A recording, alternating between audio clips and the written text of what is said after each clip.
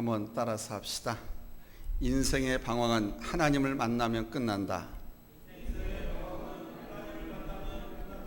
모든 방황은 하나님을 만나면 끝난다. 모든 갈등은 하나님을 만나면 끝난다. 모든 문제는 하나님을 만나면 끝난다. 할렐루야. 오늘은 이런 주제를 가지고 함께 하나님의 말씀을 나누겠습니다. 오늘 말씀 중에는 그동안 우리 한국교회 제가 만들어서 유행시킨 기독교적 센텐스들도 많이 등장합니다. 사람은 누구나 행복하게 살고 싶지 불행하게 살고 싶은 사람은 아무도 없습니다. 오늘 이 시간에 행복을 요리하는 조리법이 있어서 일단 먼저 소개해 보겠습니다. 행복을 조리하는 방법. 인내심을 수북히 놓고 가슴에 넘치는 애정을 하나 놓고 관용을 2주먹만큼 보태고 약간의 웃음을 뿌리고 머리에 하나 가득 이해심을 넣은 후 친절은 넉넉히 치고 믿음은 많이 섞고 잘 섞은 다음에 이것을 일생에 골고루 만나서 만나는 사람들에게 골고루 나눠주라. 인생을 행복하게 사는 비결이.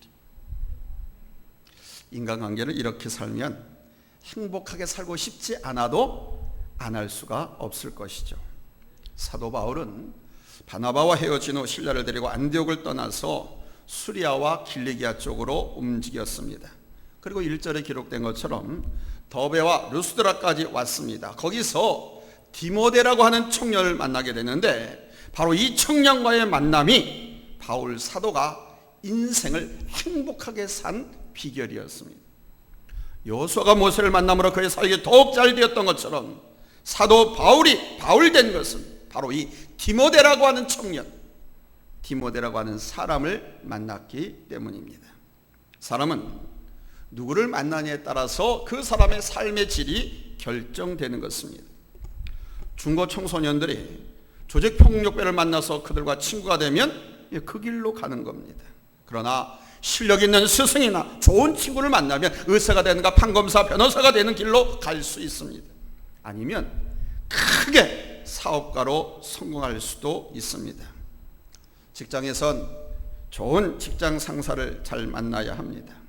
학생은 존경하는 선생님이 있어야 됩니다. 존경하는 선생을 만나야 됩니다. 그래서 신앙의 방황은 좋은 교회를 만나면 끝나고 인생의 방황은 하나님을 만나면 끝이 나는 것입니다. 영적으로 좋은 교사와 좋은 목회자를 만날 수 있다고 하면 100% 행복한 인생을 살아가는 것입니다. 순간의 선택이 영혼을 좌우하는 것입니다. 그러므로 첫 번째 대지입니다. 좋은 만남은 형통케 되는 축복의 통로라는 사실입니다. 따라서 합시다. 좋은 만남이 형통케 되는 축복의 통로다. 디모데를 만난 것은 사도 바울이 돌에 맞아 죽을 뻔한 루스드라였습니다. 디모데는 사도 바울의 제1차 전도 여행 때 바울이 전한 복음을 받아들이고 예수를 믿은 청년이었습니다. 이 디모데의 어머니는 믿는 유대 여자다 이렇게 밝히고 있지요. 즉 그 아버지는 헬라인이었고 그 어머니는 유대인이었습니다. 그러므로 디모데는 헬라인과 유대인 어머니 사이에 태어난 혼혈아라는 것이죠. 그리고 어머니 쪽에서 볼 때 3대째 예수 믿는 집안에 태어났습니다. 디모데는 아주 이상적인 부모 사이에 태어난 것입니다. 사도 바울 당시의 지배적인 문화는 헬레니즘이었고 가장 중요한 종교적인 영향을 끼치고 있었던 것은 이스라엘 민족의 유대교였습니다. 그런데 디모데는 유대인의 피와 헬라인의 피를 함께 이어받은 사람이었습니다. 유대인들은 아버지가 유대인이고 어머니가 헬라인이면 거기에서 난 자식을 유대인으로 인정하지 않았습니다. 그러나 어머니는 유대인이고 아버지가 이방 사람이면 거기에서 난 자식은 유대인으로 인정을 했습니다. 이것은 아버지보다 어머니가 자녀들에게 더 많은 영적 신앙적 영향을 끼친다고 하는 것을 이스라엘 민족들은 믿었기 때문입니다. 디모데의 아버지가 헬라님에도 불구하고 그가 강력한 신앙의 영향을 받을 수 있었던 배경에는 바로 예수 잘 믿는 그의 어머니의 영향이 있었다는 사실을 우리가 간과할 수 없습니다. 바울은 디모데를 형제 디모데 또는 아들 디모데 이렇게 불렀습니다. 이것은 이 두 사람이 나이 차이는 많습니다만 아버지와 아들 정도 연배니까, 그러나 이것은 영적으로 바울과 디모데가 하나가 된 것을 보여주는 겁니다. 진정으로 예수 그리스도 안에서 정말 하나가 되었습니다. 완전한 사역을 이루어가는 동역자의 관계가 이루어졌다는 거예요. 영적인 우정, 사랑, 신뢰의 관계가 아주 돈독하게 형성된 것입니다. 디모데는 이 사도 바울이 자기 스승이 목회자가 전도 여행을 할 때마다 그림자처럼 따라다녔습니다. 바울이 고통을 겪을 때나 또는 복음을 전하다가 누명을 쓰고 억울하게 감옥에 갇혔을 때도 이 디모데는 언제든지 바울 주변에서 바울을 도왔습니다. 이런 디모데를 2차 전도 여행을 하면서 다시 만나게 된 거예요. 분명히 기억할 것은 우리들이 하나님의 일을 할 때 하나님께서는 하나님의 사람을 우리들에게 붙여준다는 사실입니다. 교회일 뿐 아니라 여러분들이, 하나님의 자녀들이 세상에서 장사를 하든지 사업을 하더라도 좋은 일꾼, 신실한 직원을 만나야 그 사업이 성공하고 그 일이 잘 될 거 아닙니까? 사도 바울이 디모데를 동역자로 삼은 기준이 바로 루스드라와 이오니오에 있는 형제들에게 칭찬을 받는 자라고 밝히고 있습니다. 디모데가 어떤 사람이었다고요? 칭찬받는 사람. 누구에게든지 칭찬을 듣는다고 하는 것은 하나님을 믿는 하나님의 자녀로서, 신앙인으로서 대단히 중요한 역할을 할 수가 있는 것입니다. 그리스도인들은 동네에서나 직장에서나 아니면 집안에서 다른 사람들에게 칭찬을 들으셔야 됩니다. 다른 말로 저 사람 말은 믿을만하다라고 하는 소리를 들어야 한다는 것입니다. 저 사람한테 일을 맡겨놓으면 저 사람 분명하다라고 하는 이런 인식을 심어줘야 한다는 거예요. 술에 물 탄 듯 물에 술 탄 듯 이것도 아니고 저것도 아니어서는 칭찬을 들을 수가 없겠죠. 요즘 같은 코로나 팬데믹 시대, 삶이 아무리 힘들고 어려워도 분명한 삶의 기준과 태도가 나타나야 하는 것입니다. 크리스찬의 삶. 아멘. 사도행전 2장 47절에 하나님을 찬미하며 또 온 백성에게 칭송을 받으니 주께서 구원받는 사람을 날마다 더하게 하시니라. 또한 디모데는 순종하는 인물이었습니다. 효과적인 선교를 위해서 사도 바울이 디모데에게 야, 너 할례를 받아라, 이렇게 명령을 했습니다. 근데 디모데가 이 말에 순종합니다. 아니, 디모데는 사도 바울한테 세례를 받았습니다, 이미. 근데 할례를 받으라고 하는 거예요. 이거 쉽지 않은 순종, 쉽지 않은 결단입니다. 성도는 세례 받으면 끝난 겁니다. 할례를 왜 받습니까? 그런데 디모데는 기꺼이 순종했습니다. 제 고집과 지식을 앞세우지 않았습니다. 복음을 위해서 기꺼이 주의 종의 권면을 받아들여서 할례를 받았습니다. 그가 할례 받은 까닭은 복음 전파를 위해서였습니다. 두 번째는 좋은 만남을 통해서 서로 성숙하고 자라나셔야 됩니다. 왜? 좋은 만남은 서로 성장시키고 성숙시키거든요. 깡패나 사기꾼이나 못된 사람, 게으른 사람, 실패하는 사람 만나면 실패하는 습관, 깡패 습관, 죄지는 습관만 배워요. 그러나 좋은 만남은 서로 성숙하고 서로 자라게 하는 거예요. 바울이 여러 성으로 다니면서 복음을 전했습니다. 그 결과 교회가 믿음이 더욱더 굳어지고 날마다 믿는 사람의 수가 더해갔습니다. 바울이 디모데를 제로 삼고 동역한 결과 아름다운 열매가 막 나타나게 된 것이죠. 교회는 계속해서 이렇게 성장하고 있었습니다. 진정한 하나님의 사람들은 멈추지 않습니다. 복된 만남이라면 계속해서 자라는 것입니다. 진정한 구원받는 하나님의 자녀라고 하면 기도하는 것을 멈추지 않습니다. 전도하는 것을 멈추지 않습니다. 예배하는 것을 멈추지 않습니다. 진정한 하나님의 사람들은 멈추지 않습니다. 믿음이 굳어졌다라고 하는 것은 질적인 성장을 말하고, 수가 날마다 늘어가니라 라고 하는 이 말씀은 양적인 성장을 뜻합니다. 그래서 교회, 구원받는 사람이 날마다 더해진 것입니다. 전도하지 않는 교회는 죽은 교회이고, 전도하지 않는 교인은 죽은 교인입니다. 나를 구원하신 예수 그리스도, 그 예수 그리스도의 삶의 현장에서 전도한 흔적이 없는 교인은 다 가짜 교인입니다.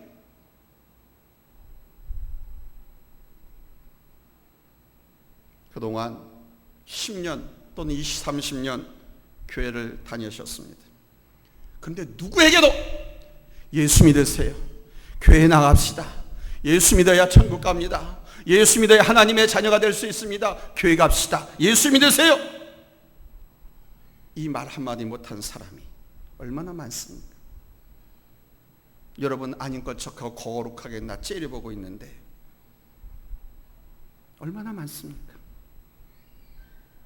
그런데요, 이런 말씀 한마디 못한 사람은 입이 있어서 말하고 살는지는 몰라도 영적으로는 벙어리인 것입니다. 그걸 벙어리 신자라고 그래요. 기독교 교리를 몰라서가 아닙니다. 영적인 진리를 알지만 제대로 정리하지 않고 살아가기 때문에 말을 못하는 거예요. 무슨 말을 어떻게 시작할지 모르는 겁니다. 여러분, 인생을 살아가는데 제일 소중하고 급한 게 뭡니까? 돈입니까? 생명입니까? 돈이라고 하는 사람이 있네. 돈이라고 하는 사람은 지금 절박하기 때문에 돈이라고 그럴 거예요. 근데 죽은 사람에겐 돈, 황금덩어리 아무리 많이 갖다 줘도 소용이 없어요.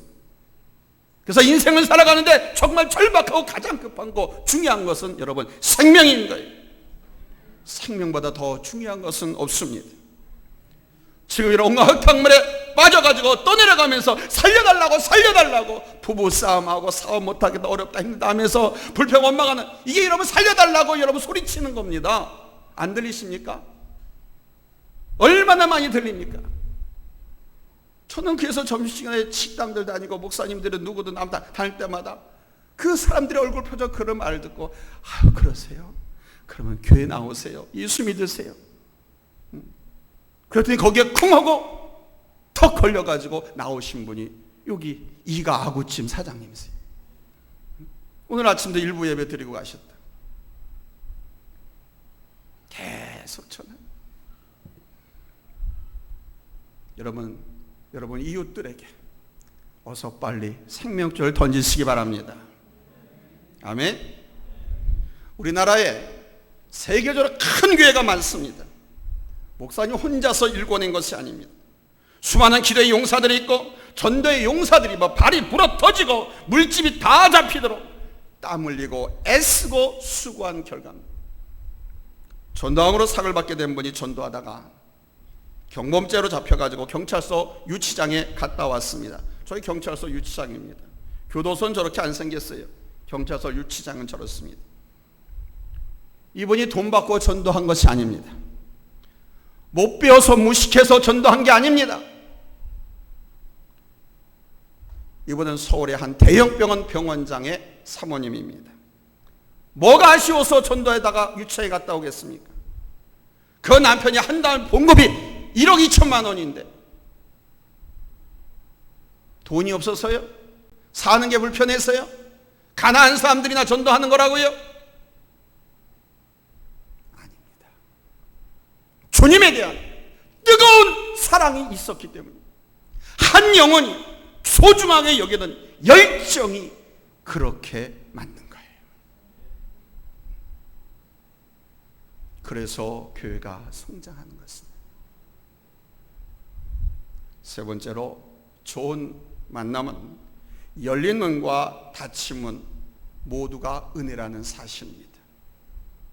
이 세상을 살아가면서 우리의 이성과 판단으로 때론 이해가 되지 않는 일들이 얼마나 많이 있습니까? 오늘 성경에도 보니까 성령이 아시아에서 사도 바울하고 말씀을 전하지 못하게 막았다고 그랬습니다. 아시아의 복음의 문을 닫으셨다는 것입니다.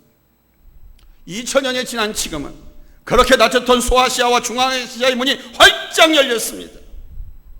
열린 문이 있는가 하면 닫힌 문도 있다는 사실을 우리가 기억해야 됩니다. 쉽게 이야기하면 내가 하나님 앞에 기도했어요. 바로 남편이 예수 믿고 교회 나오고, 바로 내 자식이 예수 믿고 교회 다니고, 내가 하나님 앞에 기도했더니 바로 전세 문제가 해결되고 집 문제가 해결되고 사업장 문제가 해결될 수도 있어요. 그런데 기도했는데도 불구하고 오히려 매출이 늘어나지 않고 가게 문을 닫게 되고, 기도를 그렇게 했는데도 불구하고 핍박은 더 가세지고, 그럴 수가 닫힌 문이 있을 수 있다는 거예요. 이걸 우리는 항상 기억해야 돼요. 왜냐하면 우리가 하나님의 뜻을 다 알 수가 없기 때문에. 그것은 바로 그 가정을, 그 집안을, 그 사업장을, 그 나라, 그 민족을 주관하시는 하나님의 주권에 속해 있기 때문에 그럽니다. 아직 때가 아니 됐어요. 선교는 인간의 사업이 아니라 하나님의 선교이기 때문입니다. 그러나 우리 인간이 할 수 있는 일이라고 하면 하나님의 말씀, 약속 그대로 믿고 여러분 순종해야 할 줄로 믿습니다. 이사야서 55장 8절로 9절에 보면 여호와의 말씀이 내 생각은 너희 생각과 다르며 내 길은 너희의 길과 다르다, 이렇게 말씀하고 있습니다. 여기 내 생각은, 내는 하나님입니다. 우리 한번 같이 한번 다 읽어보겠습니다. 시작. 여호와의 말씀에 내 생각은 너희 생각과 다르며 내 길은 너희 길과 다르다. 아멘. 그러니까 내 뜻대로 내가 기도한 대로 응답이 되지 않고 길이 열리지 않을 수도 있다 이겁니다. 닫아놓은 것도, 길을 열어주지 않는 것도 하나님의 뜻이다. 이걸 우리가 늘 알고 있어야 돼요. 우리는 계획을 세우고 준비할 수 있습니다. 그러나 하나님이 인도하시는 방향은 우리가 계획했던 것과는 전혀 다른 엉뚱한 방향에서 이루어질 수도 있다는 거예요. 그래서 우리가 어떤 일을 만나도 하나님이 나와 함께 계신다는 사실을 믿고 당황하지 않으셔야 돼요. 따라서 합시다. 무슨 일을 당해도 하나님이 나와 함께 계신다. 아멘. 무슨 일을 만나든지 하나님이 나와 함께 하신다. 그러니까 만사 형통하게 하신다라고 하는 이 말씀을 기억하면 우리 당하지 않고 담대할 수 있겠죠. 이렇게 믿고 확신하는 것이 얼마나 큰 축복인지 알 수가 없어요. 지금은 내 지식이 얕고 부족해서 다 이해할 수가 없지만 때가 되면 그 하나님의 도우심, 인도하심, 형통케 하심, 그때 그 막으셨던 것이 나를 살리시고 보존하시고 길었다고 하는 것을 깨닫게 되고 하나님 앞에 감사하고 찬송하고 하나님 앞에 영광 돌리게 되는 줄로 믿습니다. 아멘. 사실 아시아 지역은 이때는 지금도 아시아 지역은 농사를 많이 짓습니다. 세계에서 쌀 생산, 곡식 생산, 아시아 지역에서 어마어마하게 생산하지요. 이때도 아시아 지역은 정말 깡총이었습니다. 인구 밀도 농사 짓는 곳에 많지 않습니다. 왜? 농사 지을 땅, 그것이 더 많죠. 도시에나 인구 밀도가 막 ጮ목ጮ목합니다. 우리 서울, 수도 서울이 세계 인구 밀도 여러분 가장 높은 도시라는 거 아세요? 근데 계속해서 경기도로 자꾸 몰리고 있어요. 그러니까 이렇게 점점 어려워지는 거예요, 살기가. 세계에서 가장 인구 밀도가 높은 도시가 우리나라 수도 서울이에요. 사람이 많이 몰리면 그만큼 먹고 사는 문제가 힘들어집니다. 그런데도 계속해서 해남에서도 서울로, 순천에서도 서울로, 영덕에서도 서울로, 제주도에서도 서울로, 다 서울로. 그냥 북한에서는 서울로 좀 다 오지. 그러면 그냥 통일될 텐데. 북한에는 그 김정은이가 못 가게 하니까 못 오고 있고. 인구 밀도, 옛날 농촌 지역은 그리 지금도 마찬가지 높지 않습니다. 시골 가보세요. 그냥 띄엄띄엄 집이 있잖아요. 어느 지역을 가다가 내강도를 만나가지고 가진 거 다 빼앗기고 목숨을 잃을 수도 있습니다. 어느 세월에 그 지역을 통과해서 여러분 로마까지 갈 수 있겠습니까? 여러분이 뭔가를 열심히 하는데 자꾸 막히면 거기엔 하나님이 개입하고 계시다는 사실을 아셔야 돼요. 물론 사탄 마귀가 방해하는 경우도 있습니다. 그러나 우리 하나님은요, 어떤 길을 막으시면 반드시 다른 길을 열어놓으십니다. 기도하면 이 길이 보여요. 근데 기도하지 않고 세상에 가서 그 방법을 찾으려고 하면 이 길이 열어놓으신 길이 안 보인다. 잊지 마세요. 하나님은 길을 막으시면 다른 길을 반드시 열어놓으신다. 아멘. 기도하고 예배 자리에서 승리하셔서 여러분 이 길 놓치지 마시고 여러분 승리하시기를 예수님의 이름으로 축복합니다. 할렐루야, 할렐루야. 바울이 드로아에서 밤에 환상을 봤다고 그랬습니다. 이 환상의 의미는 바울은 소아시아로 이 아시아 지구로 와서 복음을 전하는 것이었어요. 그런데 하나님은 다른 계획을 가지고 계신 거예요. 소아시아에 가서 전도하지 말라는 뜻이 아니라 바울아 네 복음의 그물을 더 넓혀라, 이런 뜻인 겁니다. 하나님께서는 유럽과 아시아의 경계가 된 한국 드로아에서 유럽으로 보내시는 거예요. 이 성령께서 바울의 생각을 더 넓혀주고 계시는 거죠. 1차 선교 여행 때에는 소아시아만 생각했습니다. 그런데 2차 전도 여행 때는 유럽으로 가게 하시는 거예요. 유럽으로 가는 선교의 전초 기지를 만드시는 것이죠. 그리고 후에 3차 선교 여행에 가서는 그 지경을 더 넓혀가지고 로마를 거쳐서 저 북유럽 스페인을 보게 하십니다.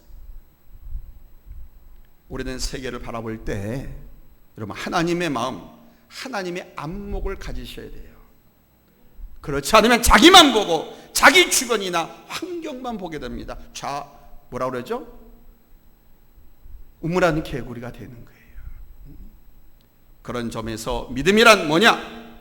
하나님의 안목, 하나님의 시선으로 보는 거예요. 세계를 보고 나라를 보고 민족을 보고 사건을 보고 사업을 보셔야 돼요. 하나님의 눈으로. 여기서 바울이 순종하지 않고 자기 고집과 계획을 밀어붙여가지고 소아시아에 가서 복음을 전하려고 했다고 하면 아마 사도 바울은 아시아 어느 한 시골에서 모래먼지와 함께 사라지고 말았을 것입니다. 기독교가 로마를 거쳐서 영국으로, 미국으로 다시 돌아서 아시아로 오지 못하고 바로 거기서 한 작은 종파 운동으로 끝나고 말았을 것입니다. 하나님께서 바울에게 바다 저편에서 부르는 환상을 보여주셨습니다. 그는 한 번도 가지 않은 곳입니다. 모르는 곳입니다. 또 바다 끝이니까 바다 저편이에요. 더 이상 갈 수 없는 곳입니다. 육지의 끝인 바다가 더 이상 절망이 아니라 새로운 출발이고 시작이 되는 것.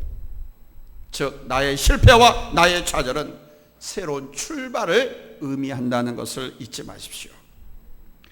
바울이 드로아에서 배를 타고 사모드라게로 직행했다, 이렇게 성경은 밝히고 있습니다. 여기 직행했다, 직행버스 아시죠?